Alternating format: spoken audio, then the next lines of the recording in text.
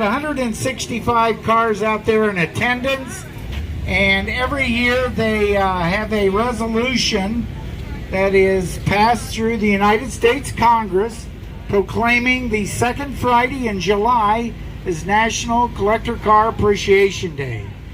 They every year send me a copy of that resolution.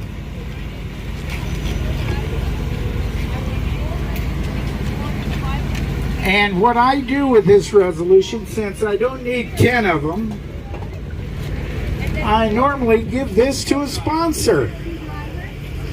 And what I'd like to do is present this to Willy's Auto. Oh! Hey. Oh! To hang this in his brand new shop.